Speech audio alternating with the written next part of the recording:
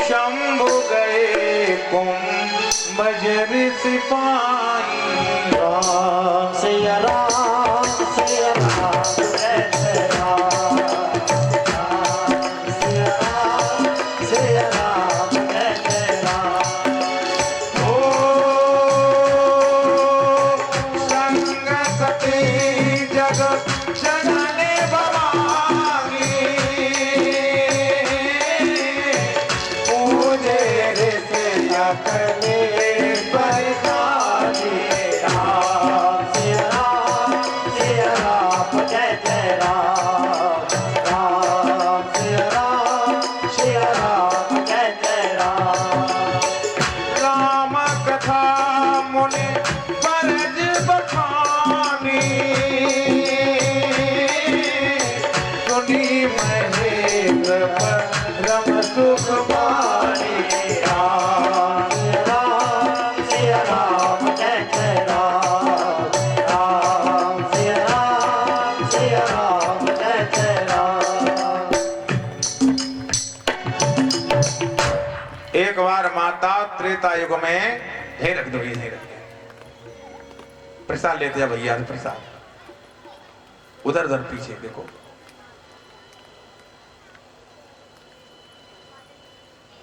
त्रेता युग में माता एक बार महात्माएं जिनको नाम है अगस्त ऋषि। अगस्त ऋषि महात्मा माता समृद्धवान है। ध्यान से सुनना। मैया पीछे बैठ के सो गई क्या? देखो तुम्हारे पीछे मैया सो रही हो का? जो नींद बड़ी माता हो ऐसे, ये नींद है ना कुंभकर्ण की पत्नी है। कुंभकर्ण की पत्नी जिसको नाम है निद्रा देवी। इसने राम जी से वरदान मांगा। जब कुंभकर्ण मर गया तो रोकर राम जी के पास गई। जी गई प्रभु हमें वरदान दे दो कि हम तुम्हारे पास रहें। बोले हमारे पास क्यों रही? तेरा पति हमको नहीं मानता था। बोले महाराज तुम्हारी जहाँ कथा हो, तुम्हारा सत्संग हो, हम भी आ जाए। भगवान ने कहा तुम क्या करो? बोले तुम्हारी कथा में सब कथा ही सुनने नहीं आते।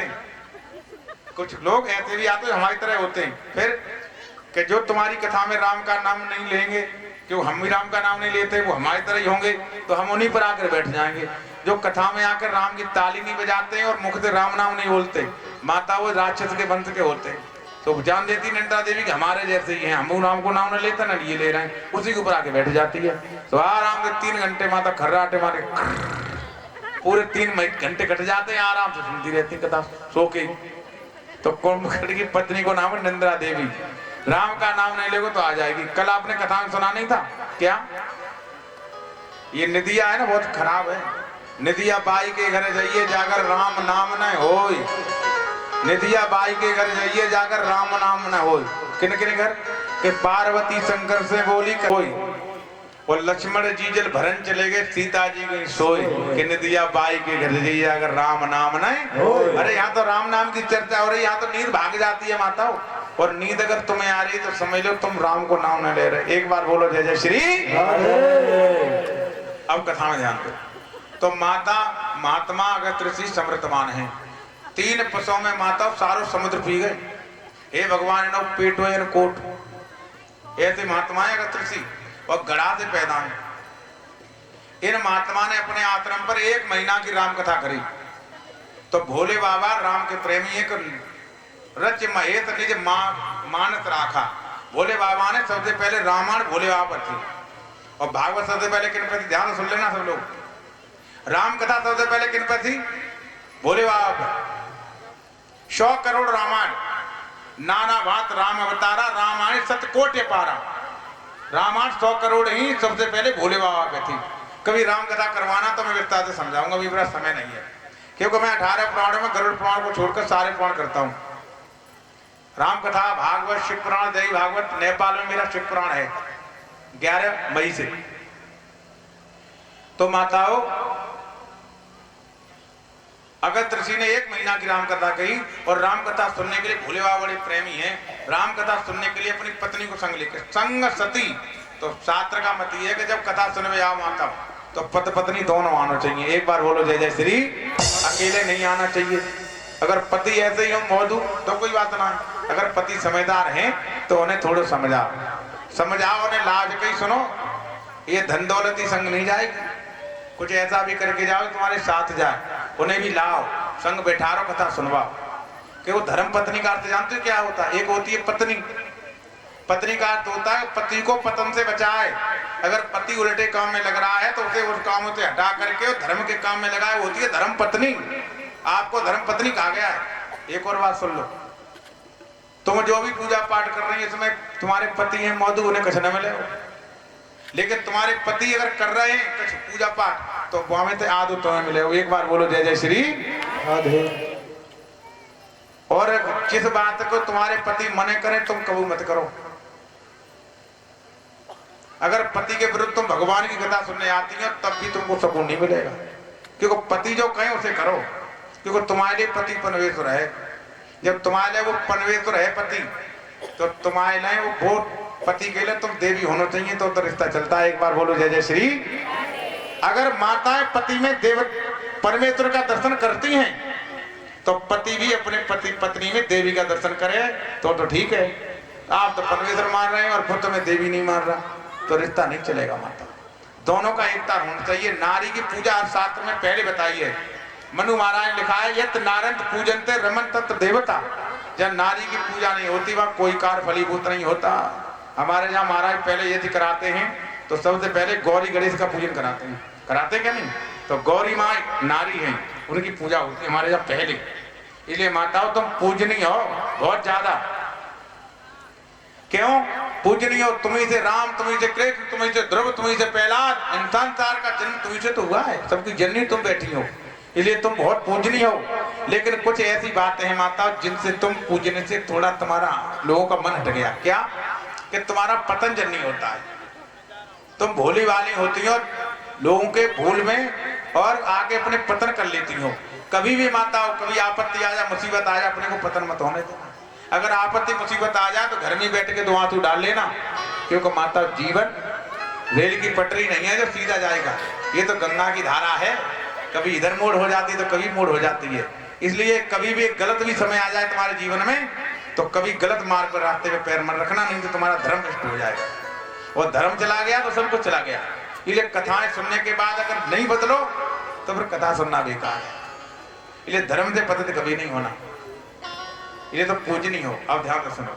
पति को संगला महाराज लेकर गए, लेकिन जैसे उनकी कथा में पहुंचे भोले बाबा तो महाराज व्यास कथा इसलिए करता है कि भगवान का दर्शन हो जाए। लेकिन जिस व्यास की कथा सुनने भगवान आ जाए, शास्त्र का मत है कि व्यास पर बैठे हुए व्यास को सब नमन करते हैं। जब कितना बड़ा कोई आदमी, संसार में सबसे बड़ी गद्दी होती है व्यास गद्दी, और राज गद्दी भी इससे छोटी होती है।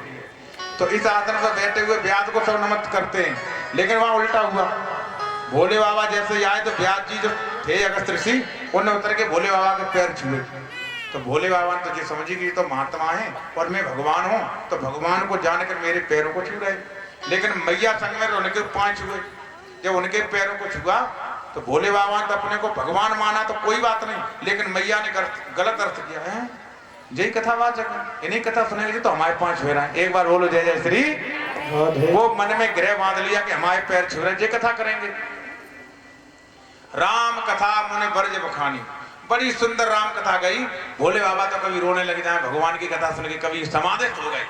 लेकिन मैया की समझ में कथा नहीं आई। 1 महीना कथा हुई, कथा विराम हुई तो भोले बाबा ने कही, शास्त्र कहता है कि जब कथा विराम हो तो कथा करने वाले व्यास को विदाई के स्वरूप में कुछ न कुछ देना चाहिए।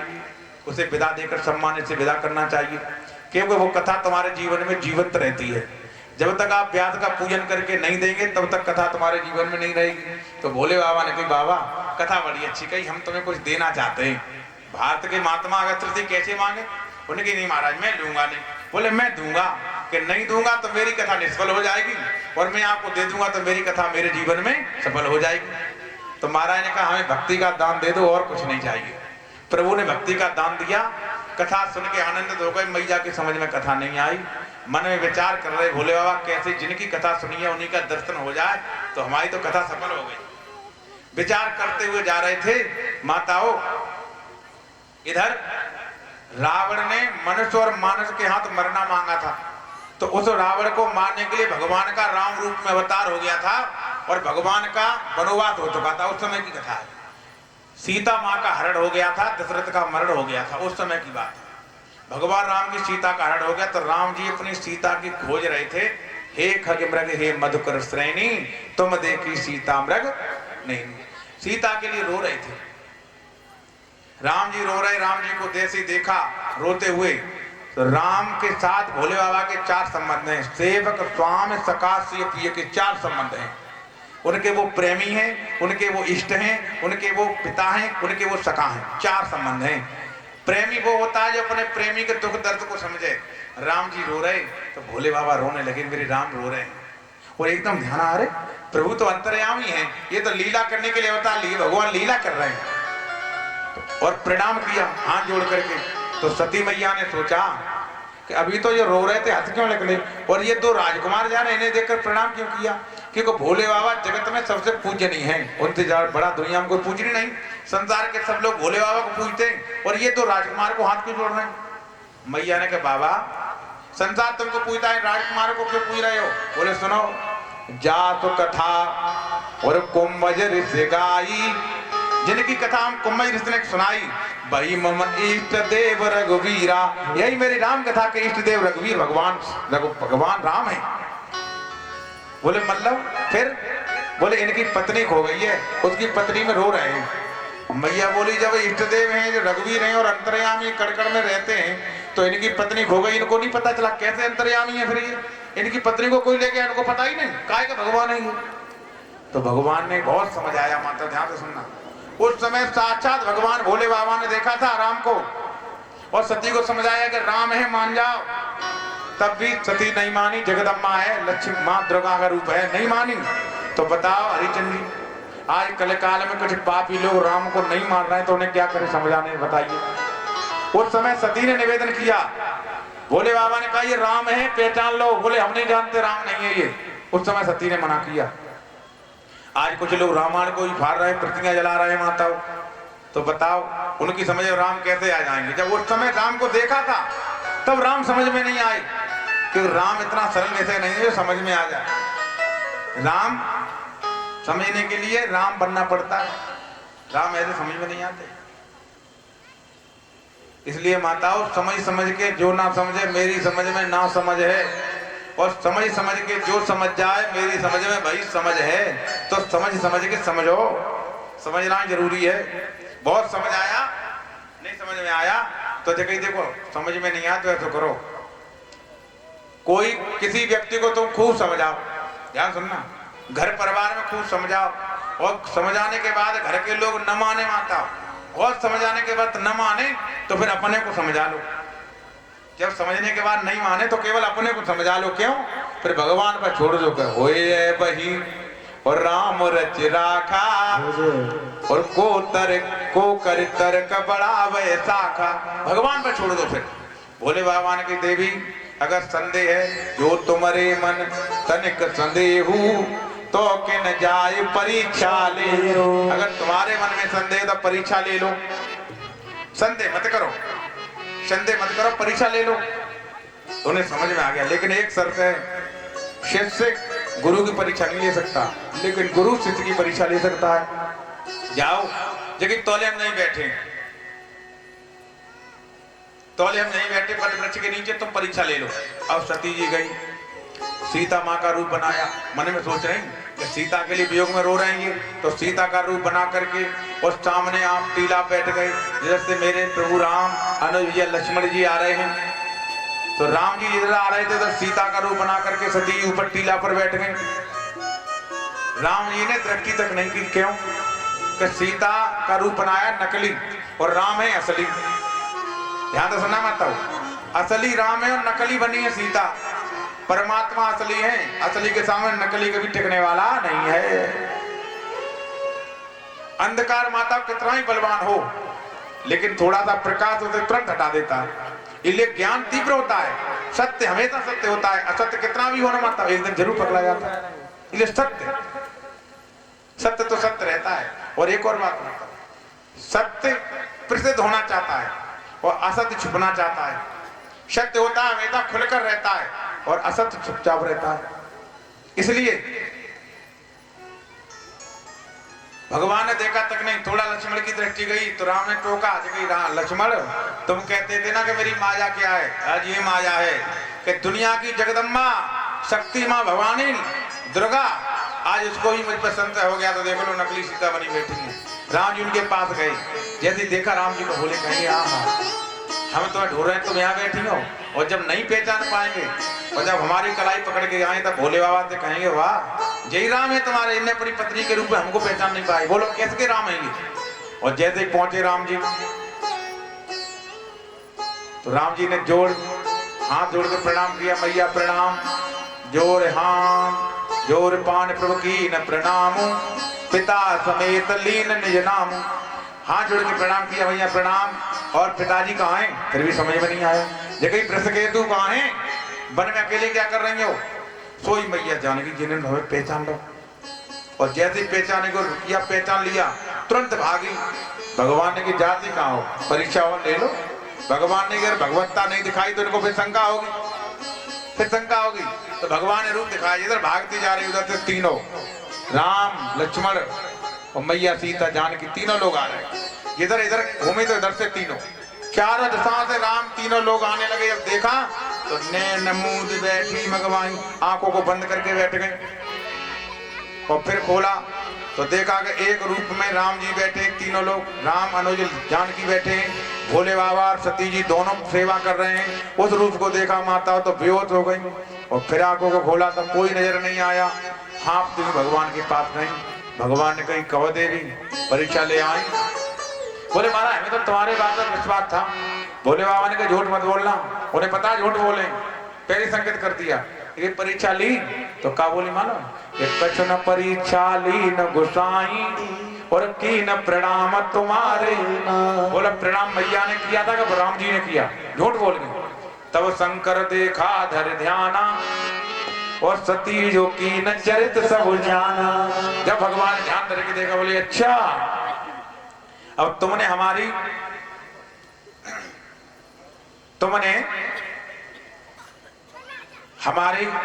हम राम जी को पिता मानते, उनकी पत्नी का रूप बनाया है। और अब तुम अपनी पत्नी रूप हमें स्वीकार करेंगे तो हमारी भक्ति का मार्ग टूट जाएगा। अब हम तुमको पत्नी रूप में स्वीकार नहीं करेंगे, मन ही मन त्याग कर दिया। क्यों? कि भोले बाबा जैसा भगवान का भक्त कोई नहीं हो सकता। सीता का केवल नकली रूप बनाया था सती ने, उसी पे अपनी पत्नी का त्याग कर दिया। इतने बड़े भक्त हैं भगवान भोले बाबा। जो अब करो सती संग प्रीति और मिटे भगत पत होए अनीति। अगर जो सती के संग में प्रेम करूंगा, पत्नी का भार रखूंगा तो मेरी भक्ति का मार्ग टूट जाएगा। मन में त्याग कर दिया। और फिर अपनी अर्धांगिनी को लेकर के मेरे प्रभु और कैलाश पर्वत पर पहुंच गए। अब मैया का मन नहीं लगता, भोले बाबा ने मन ही मन त्याग कर दिया। यहाँ संकेत मिलता है कि अगर पति पत्नी में विचार न मिले माता तो बताओ नहीं, केवल अपने व्यवहार जगत से बता दो कि हमने तुम्हारा त्याग कर दिया, व्यवहार से बताओ नहीं। लेकिन आजकल का माहौल ऐसा नहीं होता। आजकल क्या है कि जब नई शादी होकर नहीं आती है, हमारी माताओं की नई शादी आती है और किसी घर में नई आती है, बेचारी नई बहू आती है, तो पहले सारे घर वाले कहते हैं उससे, बेचारी अकेली आती है चुपचाप सुनती रहती है। सुनना आजकल की जीवन क्या है कि जब नई बहू आती है घर में तो पूरे घर के लोग कहते हैं, सब सुनते हैं चुपचाप, कुट कुट सुनती रहती है चुपचाप। 1 साल तक सुनती है, 2 साल तक सुनती है। और जैसे ही 2-4 साल भई फिर पत्नी कहती है, पति चुपचाप सुनता है, फिर पति कुछ नहीं कहता। पहले पत्नी सुनती है, नहीं आती है तो फिर पत्नी कहती है तो पति चुपचाप सुनता है। और जब 10-5 साल बीत जाती है माता तो पति पत्नी दोनों कहते हैं और पड़ोसी सुनते हैं। बोले गोविंद भगवान की। ये जीवन नहीं होना चाहिए। पति पत्नी की बात घर से बाहर नहीं होना चाहिए, तो जीवन है। भोले बाबा ने विवाद से सिखा दिया। भोले बाबा समाधि ले गए और फिर समाधि खोली तो सती ने कहा प्रभु जाग गए तो पैरों को पड़ी। बोले नहीं Maharaj, don't touch my body, no wife bit of life, don't touch my body. अब तो मेरी पत्नी नहीं है इस जीवन में, सामने आकर ले लो। और सामने आकर रखा था, महाराज कथा सुनाओ, बड़ी इच्छा हो रही है, बड़ी खुश हो तुम आज, क्या कह रही पत्नी कथा सुनाओ। तो भोले बाबा ने कही कथा में पहले तो आओ, मन नहीं लगो, अब कैसे लग जाओगे वो। बोले नहीं महाराज कथा सुनाओ। और महाराज ने जो कथा सुनाना प्रारंभ किया कि इधर माताओं देवताओं के विमान उड़ के जाने लगे, मैया तुरंत बाहर आए। इसलिए शास्त्र कहता है कि कथा का पंडाल जहाँ भी हो वहाँ और किसी की आवाज नहीं आना चाहिए, नहीं तो सुनने वालों का मन हट जाता है। इसलिए मैया का मन हटा, तुरंत गई तो विमानों में देवता जा रहे थे। और देवता बड़े नालायक है माता,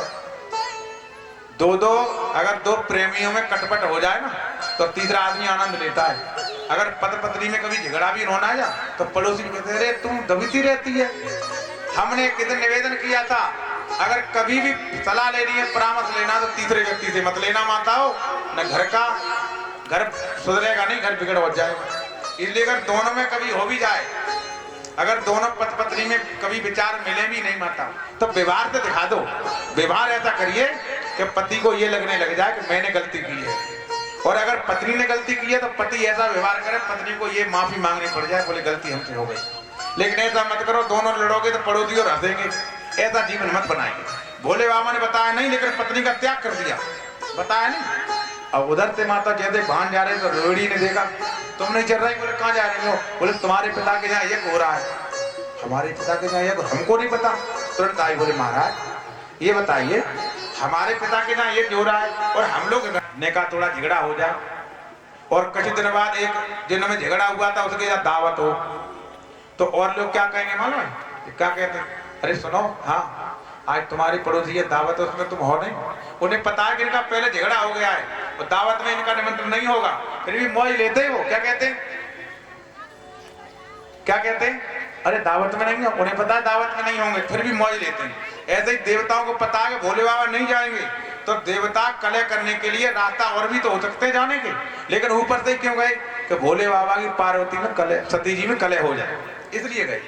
सज्जनों, मैया ने कहा, तो भोले बाबा ने बहुत समझाया, जगह नहीं बताओ। तब भोले बाबा ने कहा देवी हमारे निमंत्रण क्यों नहीं आया, हम तुम्हें बताते हैं, ध्यान दो सुनो।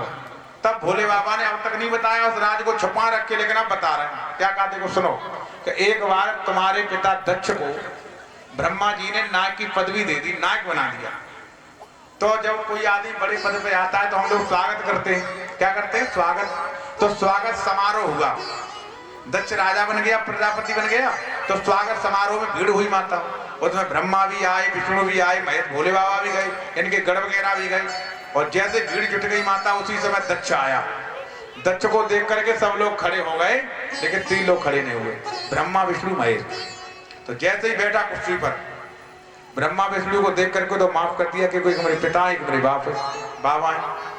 लेकिन भोले बाबा को जैसे ही देखा उसने बैठा, भोले बाबा ने अपमान नहीं किया, भोले बाबा ने बैठे प्रणाम किया था। भोले बाबा किसी का अपमान नहीं कर सकते माता। सबम कल्याण करो शंकरम, जो सबका कल्याण करने वाले हैं, बताओ भगवान किसी का अपमान कैसे करेंगे? उन्हें मन में प्रणाम किया, वो तो समझ नहीं पाया। तुरंत उसने क्या कहा, ए सभा के लोगों, केवल मैं एक बात कहना चाहता हूं कि सभ्य लोगों में अगर असभ्य लोग आ जाएं तो पूरी सभा का माहौल खराब हो जाता है। लोग देखने लगे भैया देवतन में ऐसा खराब लोग कौन आ गया है? दक्ष बोला क्यों देख रहे हो, ये बेटा नहीं है भोला, भोले शंकर। ये मरकट में रहने के बाद इसकी बुद्धि भी मरकट जैसी हो गई है। अरे भूत प्रेतों में रहता है, इसकी बुद्धि भी ऐसी हो गई है।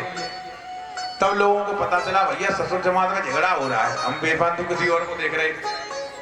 इतना बढ़ गया माता, इतना बढ़ गया, भोले बाबा को इतना अपशब्द कहने लगा। किसी ने कहा भैया तुम्हारे दामाद हैं, ऐसा अपशब्द क्यों कह रहे हो, ऐसे अपशब्द क्यों कह रहे हो? और तुमने अपनी बेटी इनको क्यों दे दी? बोले मैं अपनी बेटी देता, कहा मेरी मृगलोचनी बेटी, और कहा ये मरकट मुंह वाला, और जो कहा भोले बाबा को बंदर जैसे मुंह वाला। नंदेश्वर खड़े हो गए, बोले दक्ष तेरी ये मजाल। भोले बाबा ने कही बैठिया बेटा बैठिया। बोले प्रभु कोई तुम्हें बंदर के मुख वाला कहे और मैं तुम्हारा सेवक देखता रहूं, क्यों? हरे हरे निंदा सुने जो काना, और पाप लगे गो हेत समाना। परमात्मा की निंदा करने वाला, भगवान की निंदा सुनने वाला, दोनों ही पाप के भागी होते हैं। इसलिए सुन लो माताओं, जहाँ कथा में भगवान की कथा न होती हो, जहाँ और बातों की चर्चा होती हो, उस कथा को नहीं सुनो, नहीं पाप लग जाएगा। केवल जहाँ परमात्मा की कथा हो, जहाँ भगवान का सत्संग, उसी को सुनना चाहिए, नहीं तो पाप लगता है। इन कानों से अगर तुमने भगवान की बुराई सुन ली तो पाप लग गया। इसलिए नंदीश्वर खड़े हो गए। भोले बाबा ने कि बेटा खड़ो मत हो, देख मेरी ससुराल है, और ससुराल में गाली सबको खानी पड़ती है, लेकिन फर्क इतना है कि काऊ को शादी के टाइम मिल जाती है, हमको बाद में मिल रही है। एक बार बोलो जय जय श्री राधे। सहन करना कोई भोले बाबा से सीख ले। शान इतना उसका साथ बढ़ गया, भोले बाबा को यहाँ तक गाली देने लगा माता, इतना बढ़ गया क्रोध में, एकदम उसने कह दिया सुनो हे सभा के लोगों, आज से भोले बाबा को कोई यज्ञ में स्थान नहीं देगा, यज्ञ में स्थान नहीं होगा। जैसे यज्ञ का स्थान समाप्त किया, नंदेश्वर खड़े हो गए, ये धर्म के प्रतीक है ना, खड़े हो गए कि तेरा इतना दुस्साहस, भोले बाबा को यज्ञ में तूने स्थान नहीं देगा तो हम तो ये साफ दे दे कि तेरा सिर कट जाए, तेरे सिर पर बकरे का सिर लग जाए। नंदी ने साफ दे दिया तो भृगु महात्मा खड़े हो गए। ब्राह्मण दाढ़ी पे हाथ फेरो, बोले नंदी जब ससुर जमात में झगड़ा हो रहा था तू बीच में क्यों बोला? हम तो ये साफ देते हैं कि भोले बाबा के सारे गढ़ पाखंडी हो जाए। जब गढ़ों को साफ मिला तो सब गढ़ खड़े हो गए, कहने लगे अच्छा महात्मा जी हम पाखंडी हो जाएंगे तो तुम? बोले तुम्हारे जैसे ब्राह्मण भिखमंगा हो जाए। बोले गोविंद भगवान की जय हो। जब साफ दे लेकर एक दूसरे को भोले बाबा ने की भैया जिस स्वागत समारोह है वो साफ समारोह है रहो है, अपनी माया समेटी शांत किया, भगवान चले गए। भोले बाबा कहने लगे तो 22 दिन से तुम्हारे पिताजी ने गांठ बांध ली, रहमन धागा प्रेम का मत तोड़ो चटकाए, और जोड़े से फिर ना जुड़े गांठ पड़ जाए। प्रेम में गांठ पड़ गई तो भोले बाबा को नीचा दिखाने के लिए इसने माता कनकल क्षेत्र हरिद्वार में एक बृहस्पति यज्ञ होकर रखा और यज्ञ किया। सब देवताओं को बुलाया लेकिन भोले बाबा को नहीं बुलाया, न कोई पत्र भेजा। अब माता भोले बाबा की पत्नी को पता चला तो निवेदन करने लगी, बोले महाराज ये माता का स्वभाव है, जब अपने मायके के जाने की बात हो ना माता की तो देखो पति की कितनी सेवा करें। कहती सुनते हो, अरे माता जी के यहाँ जाने का निमंत्रण आया है। अरे कभी कभी देखो बड़े बड़े काम होते हैं तो अपने लोग ही रह जाते हैं। बोले आप समझा रहे हैं, अपने लोग ही रह जाते हैं। और मालूम है आजकल डाक भी खराब हो जाती है, कभी कभी डाकिया पत्र लेकर नहीं आता है। पत्र तो भेजा होगा लेकिन आया नहीं है। भोले बाबा ने कही तेरी पत्र नहीं भेजा होगा, हमको नहीं बुलाया है। बोले हम जाएंगे महाराज, तुमको नहीं पता जिस दिन से शादी हुई है उस दिन से मेरी 16 बहनें एक उससे नहीं मिली हूँ, सबसे मिलूंगी महाराज। मेरा मन पुरानी यादों में लौट गया है, एक बार माँ से मिलूंगी तो पुरानी यादें ताजा हो जाएंगी, जाने दो ना। भोले बाबा ने कहा देखो जाने को नहीं और रोक रहे, लेकिन बिना बुलाए जाओगी तो मान सम्मान नहीं होगा। 4 मैया बोली तुम ही तो कहते थे कि 4 जगह बिना बुलाए जाना चाहिए, 4 जगह बिना बुलाए जाना चाहिए। बोले कौन कौन सी जगह? बोले पिता के घर, मित्र के घर, गुरु के घर और भगवान की कथा में बिना बुलाए भी जाना चाहिए। भोले बाबा ने कहा तो है बिना बुलाए जाना चाहिए, ठीक है, लेकिन तुमसे दुश्मनी रखने वाला अगर मौका पे खड़ा हो तो नहीं जाना चाहिए। एक बार बोलो जय जय श्री संकेत समझ लो। हरिचंद्र जी ने तुम्हें निमंत्रण दिया है चाहे नहीं दिया है, ये भगवान की कथा में आना चाहिए। अगर तुमसे बैर करने वाला आदमी मौका पे खड़ा हो तो कभी नहीं जाना चाहिए, भोले बाबा ने कहा। भोले बाबा की पत्नी बोली महाराज फिर हमें तो जाना है, बड़ा हमें देखो हम किसी की जान जाए नहीं जाएंगे तो हमारे यहाँ कौन आएगा? भोले बाबा ने कि हमें काऊ की जरूरत ना है, कोई नहीं आएगा तो भगवान का भजन करेंगे। बोली गोविंद भगवान की जय हो। बोले हम जाएंगे, हमारा मन है। भोले बाबा ने चली जाओ देवी, ये लौट के नहीं आओगी। बड़ा निवेदन किया तो भोले बाबा ने तो श्रृंगी भृंगी नाम के गढ़ दिए और जगह सारा सामान ले जाओ, क्योंकि प्रेमी की अगर कोई वस्तु रह जाए तो निशानी वो याद दिलाती है, ले जाओ। भोले बाबा जानते लौट के नहीं आए। गढ़ लेकर मैया को चले, मैया पहुंची, देखा माताओं कोई नहीं मिली। बहनें भी मजाक बना रही, देखो भूतनी आ गई, इसको पिताजी ने बुलाया नहीं फिर भी आ गई, हंसी बना रही। पिताजी नहीं बुलाया फिर बिना बुलाया आ गई। बहनों को बुरा लगा माता बहन आ गई तो, लेकिन माताओं एक माँ का हृदय ऐसा होता है जो अपनी बेटी को देखा कि सादर भले मिली एक माता और भगनी मिली बहुत मुस्काता। एक माता ने कहा बेटी आओ, तू आ गई धन्य है, तेरे पिता की बुद्धि खराब हो गई है, वो दक्ष नहीं है अदक्ष हो गया है, आ बेटा। माँ से मिलकर माता दुख दूर हुआ, लेकिन जैसे एक भूमि में डोलने आई तो जहाँ भोले बाबा का स्थान नहीं मिला तो दुर्गा है क्रोधित हो गई। देखिए महात्माओं सुनो सभा के सकल मनिंदा और कई सुनी जिन शंकर निंदा। तुम्हारी ये मजाल कि जो योग के भोक्ता हैं भोले बाबा हैं और उन्हें भोले बाबा का तुमने अपमान किया, उनको स्थान नहीं दिया, इसका तुम्हें फल जरूर मिलेगा, चिंता मत करो। और जैसे ही माता देखा तो क्रोध आ गया, पद्मासन लगाया और पति के चरणों का ध्यान किया और सीधे पैर के अंगूठे में अग्नि को तुरंत प्रकट किया। अति कहे जोग अग्नि तनु जारा और भयो सकल मकहाहाकारा। अग्नि से पूरे शरीर को जला लिया माताओं। यज्ञ विध्वंस होने लगा, गढ़ों ने मार काट मचाई, लेकिन सारे भृगु महाराज ने अनेक देवताओं को प्रकट करके सबको मार के भगा दिया। गढ़ पिट के आए, मैया का देवसान हो गया। रोते रोते मैया ने एक बात कही, हे देवताओं, हे करो जाकर भोले बाबा से कह देना कि जब जब संसार में मुझे मानव तन मिले तब भोले बाबा मेरे पति बने। जी जी अभी मैं जा रही हूँ, उनका बहुत अपमान हुआ, उसे मैं सहन नहीं कर पाई, अपने प्राणों को छोड़ के जा रही हूँ, लेकिन जब जब संसार में आऊँ तो मेरे भोले बाबा ही पति बने। जा करके नारद जी ने समझाया, इधर गणों ने सारी बात बताई तो भोले बाबा को गुस्सा आई, और गुस्सा में भोले बाबा ने जटाओं को खोला तो एक वीरभद्र नाम का बेटा पैदा किया। पिताजी आदेश, बोले जाओ एक रूप ध्वंस कर दो। अपनी सेना को लेकर वीरभद्र चले, माता वो आंधी तूफान जैसा भयंकर रूप बन गया। ब्रह्मा विष्णु दोनों देवता पहले ही किनारा कर गए, धीरे धीरे देवता किनारा कर गए। वीरभद्र अपनी सेना को लेकर गया, माताओं सारे भूत प्रेत माताओं के तंबू में घुस गए, सबने तंबू को उखाड़ के फेंक डाला।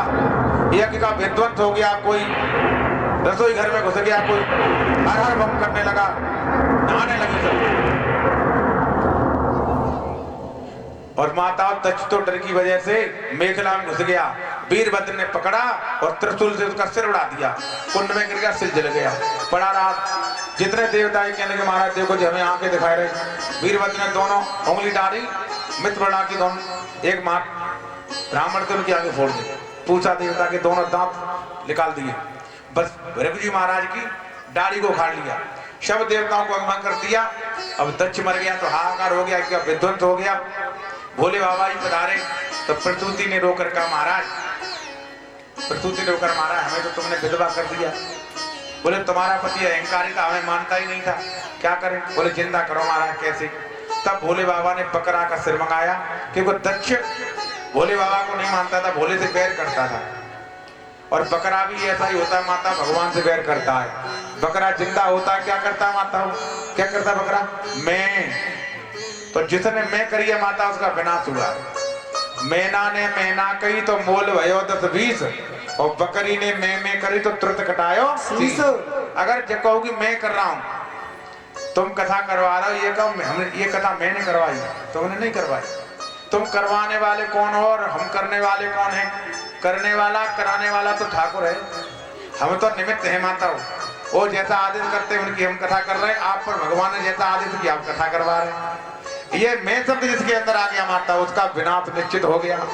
तो बकरा मैं करता है तो देखो जिंदा परी छुरा चलता है, और मैना मैना मैना करती है तो तोते पाल के लोग उससे प्यार करते हैं।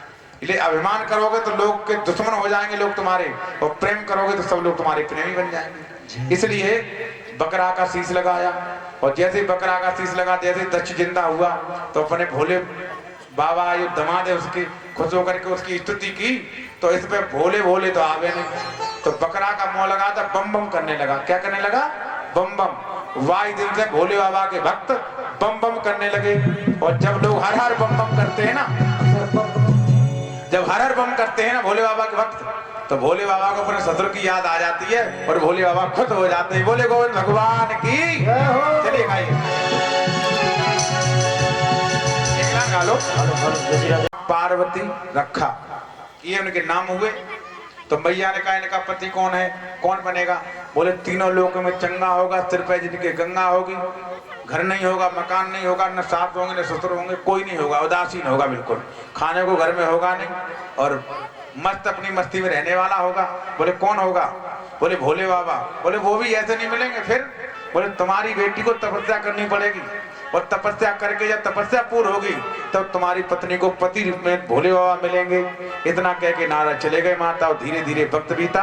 एक कीर्तन कर लो भोले बाबा का और फिर कथा में आगे ले चलते हैं। बोले बांके बिहारी लाल की, बोले उमापति महादेव की। अब माता कथा ही सुन लो, 10 बजने वाले, ज्यादा समय हो जाएगा। श्री शुक्राचार्य जी महाराज समझाते हैं, हे राजन, इधर मैया थोड़ी बड़ी हुई, मां ने निवेदन किया तो मैया ने कह दिया, मैया मैं तो रात में सपना देखा कि मैं तपस्या करने जाऊंगी। मैया की मुंह की बात छीन ली। आज अपनी सखियों को लेकर गौरा मैया और हिमालय पर तपस्या करने पहुंच गई। और 1 वर्ष नहीं 10,000 वर्ष तक तपस्या की है। कभी कंदमूल फल खाए, कभी पत्तों को खाया, कभी श्वास को रोककर भगवान का भजन किया। इधर माताओं एक तारकासुर नामक राक्षस पैदा हो गया। तारकासुर जो हिरण्याक्ष के वंश में जाकर के अंधक हुआ है, अंधक का बेटा हुआ है तारक। आप शिव पुराण पढ़िए, तो जो हिरण्यकश्यप हुए हैं, जब मैंने अभी कथा बताई थी आपको, इन्हीं का बेटा हुआ है अंधक। आंखें नहीं थी, भगवान भोले बाबा से पैदा है, वो भी अंधक। तो शिव पुराण पढ़िए। और अंधक से ही बेटा हुआ है तारकासुर। तो तारकासुर राक्षस पैदा हो गया, इसको वरदान लगा हुआ है कि इसे भोले बाबा का बेटा ही मारेगा। तो इसने सोच लिया कि भोले बाबा का तो विवाह नहीं हुआ है, अब बेटा ही नहीं होगा, जब विवाह नहीं हुआ तो बेटा कहां से आएगा, हमें कौन मारेगा। सबसे ज्यादा आदमी पाप जब करता है माता, जब उसे ये पता चल जाता है कि मैं मरूंगा नहीं। इसलिए हमारे संत महात्मा कहते हैं कि एक बार रोजाना शमशान का चक्कर लगा लेना चाहिए। क्यों? शमशान में जाने के बाद याद आ जाता है कि एक दिन जो इनका हुआ है ना, वो हाल एक दिन मेरा भी होगा। ये लोग कहते हैं कि मौत को भगवान को याद रखो, दोनों याद रखना चाहिए। तो तारकासुर को अभिमान है, हर देवताओं को हरा दिया माता। देवता त्रात्रा करने लगे तो ब्रह्मा जी के पास गए। तो ब्रह्मा जी ने कहा क्या है, बोले इसका पत्ता भोले बाबा का बेटा करेगा। तो भोले बाबा तो समाधि में। जब इनकी पत्नी मर गई तो भोले बाबा समाधि ले गए। 87,000 वर्ष बीत गई माता समाधि में। तो देवताओं ने कही पहले भोले बाबा की समाधि तोड़वा, और समाधि तोड़वाने के बाद उनसे पूछो ब्याह करो कि नहीं। तब उनको ब्याह करवा, और ब्याह करवाने के बाद उनके बेटा होगा, तब तुम्हारा ये राक्षस मरेगा। तो देवता जो मरता है वो क्या नहीं करता, शव देवता एकत्र होकर के माताओं, उन्होंने अप्सरा, रंबा, उर्वशी अप्सराओं को भेजा। सब उन्हें खूब नाचे भोले बाबा के सामने, लेकिन मजा नहीं, भोले बाबा की समाधि तोड़वा दे। अंत में देवताओं ने कामदेव को भेजा, जिसके 5 फूल का ही धनुष है और फूल के ही बाण है 5। इसने भी अपनी योग माया का पूरा प्रभाव जमाया अपनी पत्नी रति के साथ, लेकिन मजा नहीं कि भोले बाबा की समाधि तोड़वा ले। आम के पत्तों में एकत्र होकर के इसने धनुष के फूल बाण पर एक बाण लगाया, और भगवान के हृदय को निशाना करके यूं बाण मारा तो भगवान के हृदय में बाण लगा। और जैसे ही बाण लगा, भोले बाबा ने आंखें खोली तो डरने लगा कि मैं बचूंगा नहीं। और जो भगवान ने आंखें खोली तो पत्तों के बीच में कामदेव दिखाई दिया। तो भोले बाबा ने तीसरा नेत्र बंद कर लिया। 2 नेत्र बंद कर लिए कि जब से वह तीसरा, ये 2 नेत्र बंद करे और तीसरा नेत्र खोला कि जब सब तीसरा नेत्र उघारा, निरकत काम भयो जर जा। और जो तीसरा नेत्र खोला तो काम जल के भस्म हो गया, काम मर गया। अब काम मर गया तो काम की पत्नी रोने लगी, महाराज तुमने मुझे विधवा कर दिया, मेरा पति कब मिलेगा। तो भोले बाबा ने वरदान दिया, देखो रति तुम्हें वरदान देता हूं कि तुम्हारा पति बचपन और जब बुढ़ापे को छोड़कर सबको व्यापेगा मरने के बाद भी। अगर पति चाहती हो तो उसका उपाय क्या कि जब जदवंश कृष्ण अवतारा, हुई हरण महामय भारा, वो कृष्ण तने हुई पति तोरा, बचन अन्यता होई न मोरा। द्वापर युग में भगवान श्री कृष्ण जन्म लेंगे तो उनका बेटा प्रथम, जिसका नाम अनंग पड़ेगा, अनंग, वो तेरा पति होगा, तब पति मिलेगा। तब तक ये बचपन और बुढ़ापे को छोड़कर सबको व्यापेगा, चाहे वो स्त्री हो चाहे पुरुष हो। जहाँ स्त्री पुरुष दोनों इकट्ठे हो जाएं, तीसरा काम आ जाता है। एक बार बोलो जय जय श्री राधे। भगवान ने ऐसा वरदान दिया, रति चली गई। अब धीरे करके देवता आए। जगह क्या है देवता, कहो अमर आए के भांतु, ए अमर क्यों आए हो, आए के हेतु। तो देवता तो माता अपने मतलब से आता, लेकिन महाराज ब्याह कर ले। क्यों? बहुत दिन है गए, पूरी ने खाई है। भोले बाबा ने कहा सुनो सुनो, हमारे ब्याह करेंगे। क्यों? माता शादी एक ऐसा लड्डू है, जिसने खाया वो भी दुखी और नहीं खाया वो भी दुखी। जिसका हो गया वो भी दुखी है, जिसका नहीं हुआ वो भी दुखी। भोले बाबा ने कही है तो ब्याह क्यों करे, जो पहले करे फिर रोना पड़े। शादी करके आज तक कोई सुखी नहीं हुआ, माता सब दुखी। कहा पूछे भैया सुखी हो, बोले भैया क्या करें, शादी करिए तो बहुत ही मिट्टी खराब है। हंसना भूल जाता है आदमी शादी होने के बाद। क्यों? कि जिम्मेदारियों का पहाड़ उस पर आ जाता है। तो शादी ऐसा लड्डू है, जिसने खाया वो भी दुखी और नहीं खाया। शादी का अर्थ क्या माता, साधना करते हुए पति पत्नी दोनों भगवान को प्राप्त करें। ध्यान से सुनना, विवाह ऐसे नहीं होता है। विवाह इसलिए नहीं होता है कि शादी कर लाओ, बच्चा पैदा करो, परिवार बढ़ाओ, है शादी। ये शादी नहीं है, समझ रहे हो क्या? नहीं, साधना करते हुए पति पत्नी दोनों भगवान को प्राप्त करें। और जब पत्नी की इच्छा हो कि हमें बेटा या बेटी चाहिए, तब पति उन्हें बेटा और बेटी का दान दे करके बाकी ऐसे रहे जैसे बहन भाई रहते। तो शादी है, नहीं तो भोगों का अड्डा है। भोगों का अड्डा है। भोगान भुक्ता वैमेव भुक्ता और जीना न जीना भय में बजीना। मनुष्य तू भोगों को भोगने के लिए आया था, लेकिन भोगों ने तुझे उल्टा भोग लिया।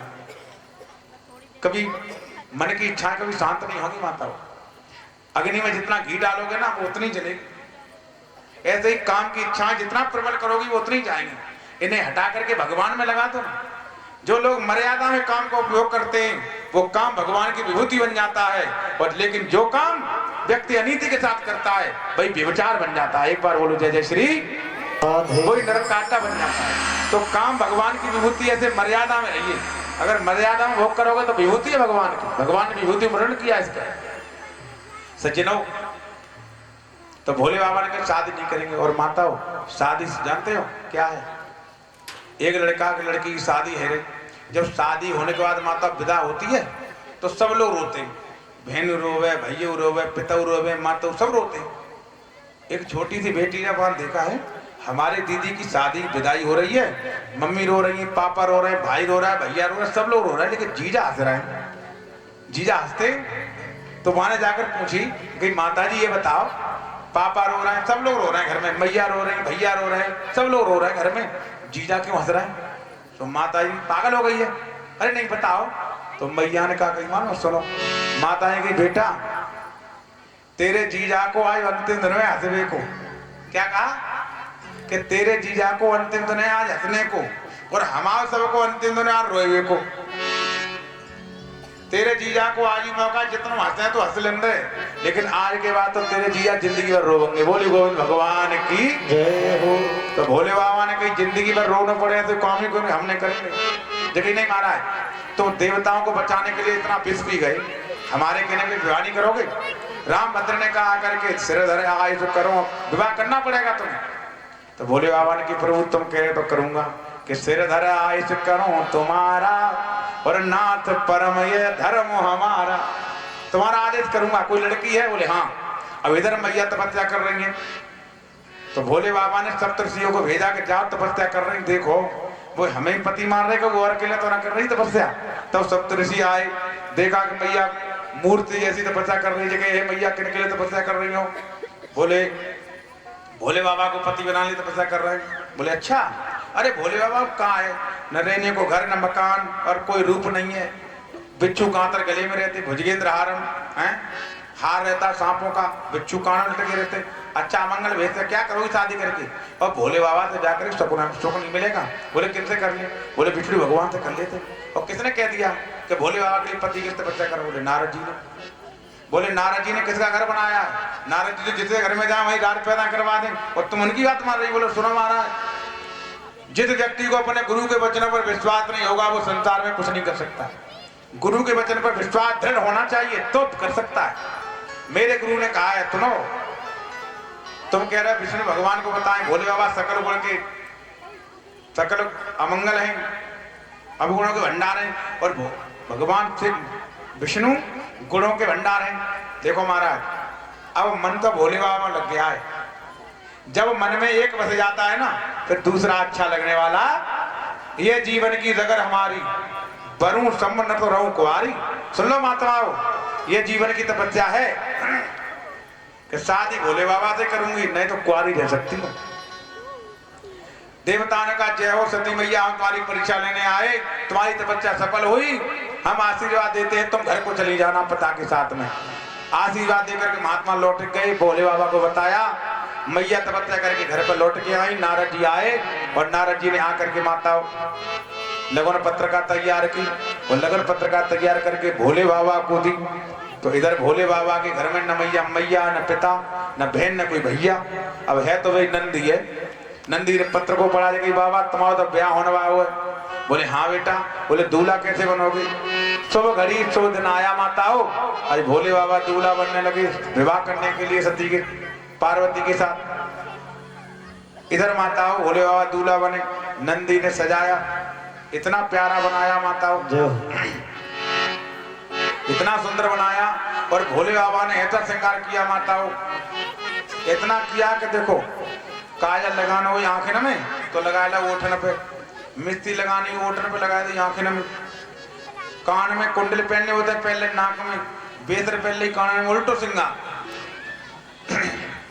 और टीका लगाने को माथे पे लगाया ठोड़ी में, ऐसा उल्टा श्रृंगार किया, खड़ुआ पहनने होते हाथ में पहन ले पान में, ऐसा उल्टा सीधा श्रृंगार कर लिया। अब मुकुट कहां से लाए? तो जटा जूट और मुकुट समारा, बालों को ऊपर बांधा, एक सांप निकाला फन वाला, यूं करके बांधा, यूं मुकुट बन गया, मोहर बन गया। कंगन कैसे बंधे? एक पतला सांप निकाला, लपेटा, एक बिच्छू लिया, यूं लगा लिया, भोले बन गया कंगन। एक बार बोलो जय जय श्री राधे। सारा नागों से श्रृंगार भोले बाबा ने कर लिया। बड़े सुंदर दूल्हा बन करके भोले बाबा आज शुभ घड़ी शुभ दिन और अपनी बारात लेकर के ब्रह्मा विष्णु आए। इनकी बारात में देवता भी आए। जगह सुख को शनिचर को मत बुलाना, भूत प्रेतों को मत बुलाना। बोले हम तो बुलाएंगे, तो हमारे भाई साथी हैं। भोले बाबा इतना दयालु माता हो, भूत प्रेतों को कोई रखना नहीं चाहता। भोले बाबा कहते बेटा जो कोई न रखे तो मेरे यहाँ आ जा, सबको रख लेते, सबको आश्रय देने वाले भोले बाबा हैं, सबको। और सुनो बड़ा सुंदर जीवन है माता। घर में रात, इनके घर में दुश्मनों का भंडार है। इनके घर में दुश्मन रहते हैं लेकिन सब एक ही छत के नीचे रहते, इतना प्रेम है। देखो मैया को बाण है शेर और बाबा को बाण है नंदी। भोले बाबा पार्वती खट्टे भी हों तो शेर खा लेता है किसको? बैल को। जैसे यार बोले दूर रखो तो दूर रहते बेचारे हैं घर में ही, लेकिन दूर तो रहना पड़ता है। और अगर गणेश जी आए अपनी मैया के पास तो उनको बाण का चूहा, शेर के डरता है। और पिताजी से मिलने जाए तो पिताजी पे नाग है, नाग चूहों को खा लेते। गणेश जी अपने भैया से मिलने जाए तो उनका बाण है मोर, कार्तिकेय का, और इनका बाण है चूहा, तो चूहा मोर को खा लेता है।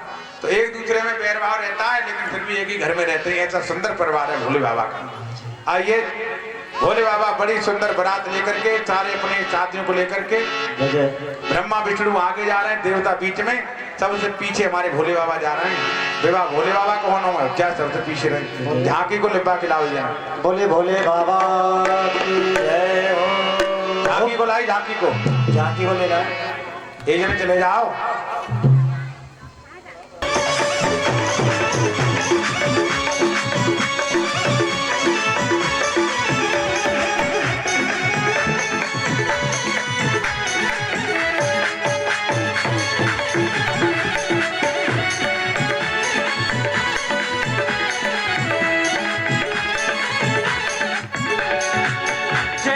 गंगा और यमुना की धारा बहती भूमि पर, जैसे गंगा और यमुना की धारा बहती भूमि पर, जैसे गंगा और यमुना की धारा बहती भूमि पर, वैसे बहती है ये ममता, वैसे बहती है ये ममता।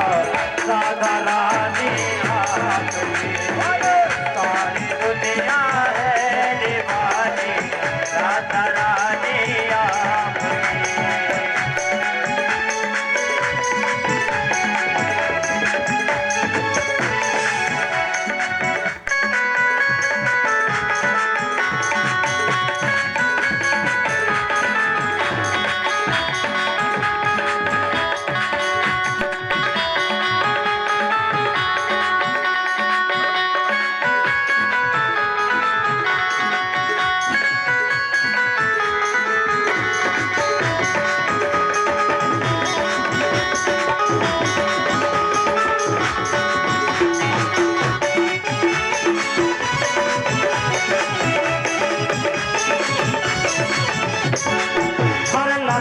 हर डाल पर भी तेरी कृपा की एक झलक, हर लता हर डाल पर भी तेरी कृपा की एक झलक।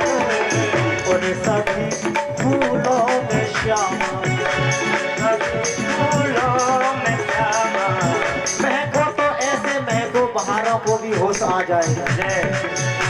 महाराज जी महको तो ऐसे महको बहारों को भी होश आ जाए, और तालियां बजाओ तो ऐसे बजाओ जैसे गाने वाले को जोश आ जाए। जैसे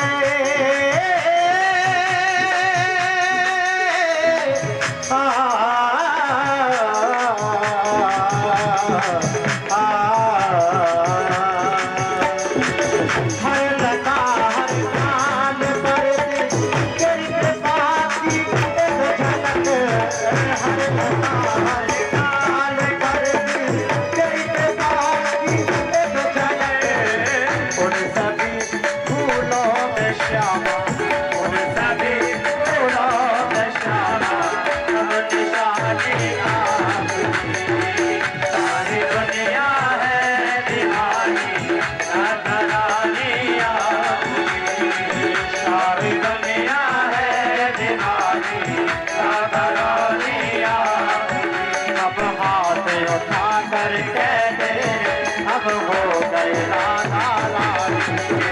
अब हाथ उठा कर कहते हम हो गए राधा रानी के। हम हो गए राधा रानी के। हम हो गए राधा रानी के।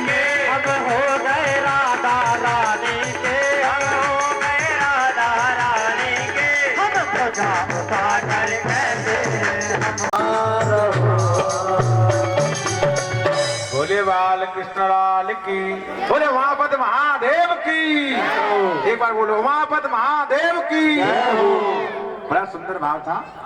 मैंने पहले मैं गीत लिखता था इसको। बाबा ने रले दूल्हे रले रहे भोले बाबा ने रले दूल्हे सजे रहे भोले बाबा ने रले दूल्हे रले दूल्हे मतवाले दूल्हे रले दूल्हे मतवाले दूल्हे।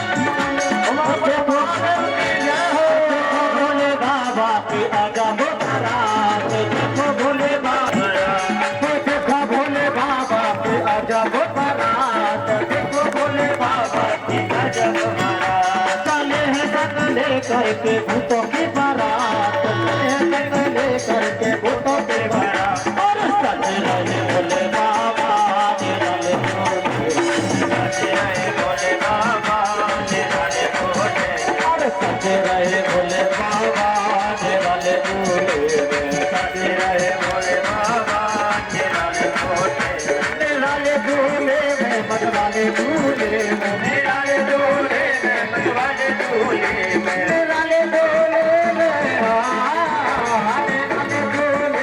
मतवाले भोले सज रहे भोले बाबा निराले भोले सज रहे भोले बाबा निराले भोले।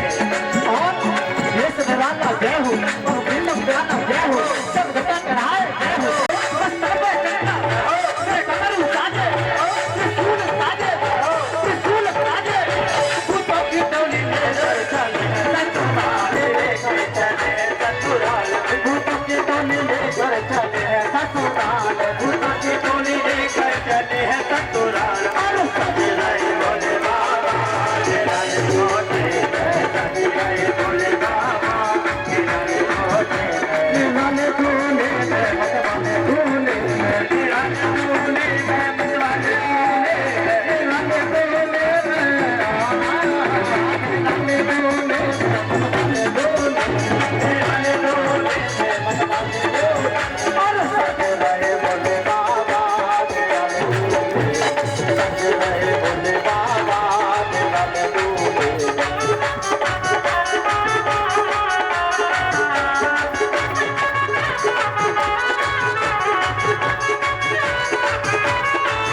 भूतों की बारात भूतों की बारात और सज रहे भोले बाबा निराले भोले सज रहे भोले बाबा निराले भोले सज रहे भोले बाबा निराले भोले सज रहे भोले बाबा निराले भोले भोले बाबा निराले भोले।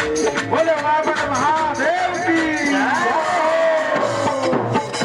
बोले हर हर माताओं नगर मंगलम भगवान शंभो मंगलम प्रसवध्वजा मंगलम पार्वतीनाथ मंगलाय शिव शंकर मंगलम भगवान शंभो मंगलम बोल बाके बिहारी लाल की, महादेव की। इधर माताओं भगवान का जयमाला हुआ। भोर होते ही माता आम का मंडप लगाया गया, उनके नीचे दोनों दंपति को बैठाला गया। ब्रह्मा जी ने आकर के वेद मंत्र का उच्चारण हुआ और विवाह पढ़ने के बाद वेद मंत्र पढ़ने के बाद में फिर कन्यादान का नंबर आया। तो कन्या से बड़ा दान किसी का नहीं होता, शास्त्र में बताया है। इसलिए हमारी कथा के मुख्य यजमान हैं जो देखो कन्यादान इसलिए करना चाहिए और भगवान की कथा में इसलिए आना चाहिए क्योंकि भगवान के दरबार जाओ तो बोले महापद महादेव की मस्ती मिलो। अरे भोला को कैसे मनाऊं रे, अरे भोला को कैसे मनाऊं रे, मेरा भोला न माने। कन्यादान लेकर ये तो सिद्ध कर लोगे कि कम से कम एक बार हमने भगवान का कन्यादान अपने हाथों से लिया था। अपना बेटा बेटियों को तो सब लेते हैं, लेकिन भगवान के लेने के लिए इसके अंदर साथ और दिल चाहिए। तो आज कन्यादान का नंबर आया, महाराज आप कन्यादान करो। हरिजन जी और हरिजन की पत्नी दोनों लोग आए।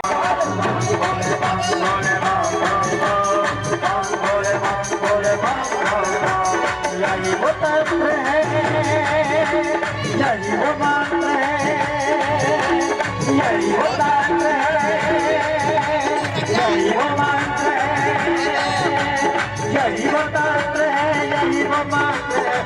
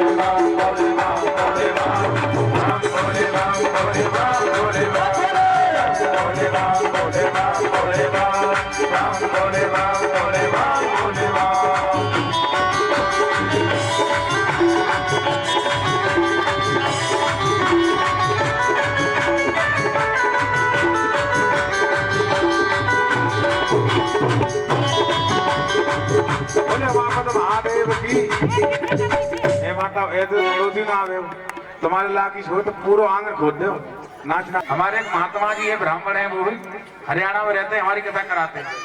तो वो हमेशा बसदेव बनते हैं, बसदेव किसी को नहीं बनने देते। वो कह देते महाराज इस जन्म में नहीं तो अगले जन्म भगवान के पास जाऊंगा, भगवान कहेंगे तो कह दूंगा तेरा पिता बनने का सौभाग्य।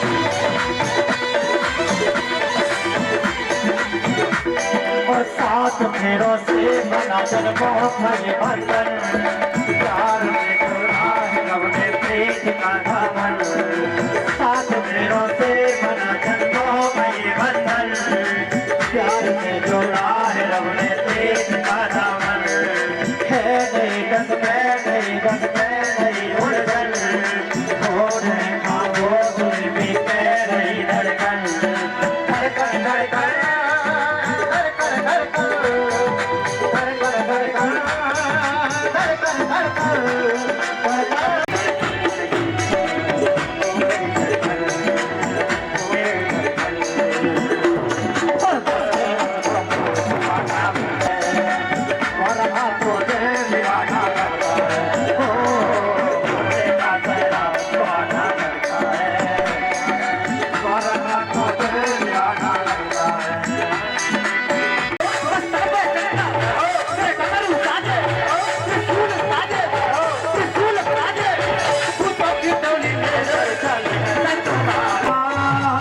तुम्हारे पास है कि आपके बच्चे पहचान नहीं पाएंगे तुम्हारे बच्चे देख लो बहुत सुंदर झांकी बनाते हमारे पंडित जी क्योंकि वृंदावन से आने वालों का ही नाम ही बहुत होता है वृंदावन से जो आदमी जिंदगी जब तेरे हाथ कर दिया